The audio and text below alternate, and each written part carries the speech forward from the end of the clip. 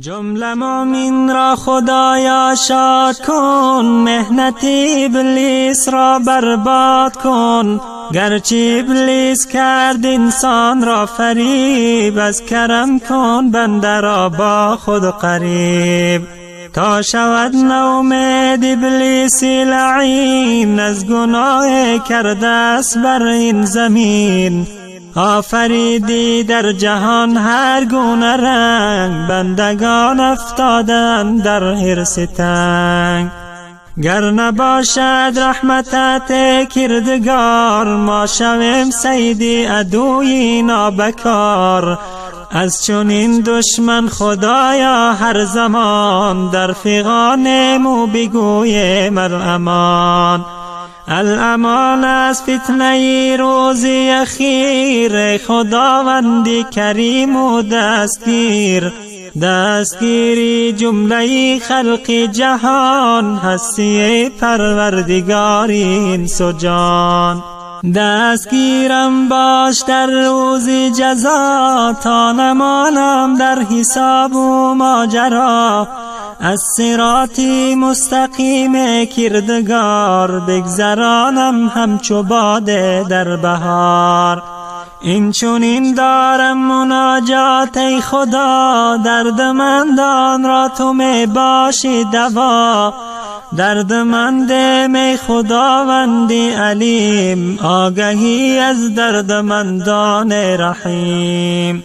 درد ما جرم است و عصیان و گناه، شرمسار بر دری تو ای اله.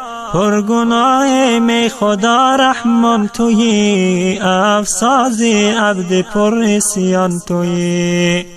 گر نباشد رحمت در بندگان، از چنین بنده شرف دارد سگان. بنده آن باشد که اندر بندگی، ترسد از پروردگار از گندگی. گر نترسد حق بترساند ورا، همچو قومی لوط گرفتاری بلا. هر دو عالم بر سرش گردد خراب، این جهان و آن جهانش در عذاب. زین سبب با درگهی پروردگار، بندران به که آید بار بار. گرچه خم گردد میانش از گناه، توبه را اندر زبان آرد براه. گرچه عصیانم چو کوه است و گران، توبه آرم از خداوند پشتیبان. ای خدا اندر زبانم توبه را، هر زمان آر و قبول کن بنده را.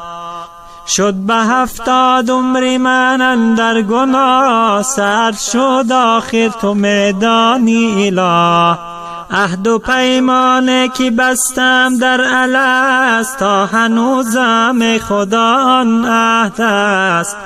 زین سبب از درگهت دارم امید، که قبول سازی با روی سفید. کی قبول سازی با روی سفید. جمله مومن را خدایا شاد کن، مهنت ابلیس را برباد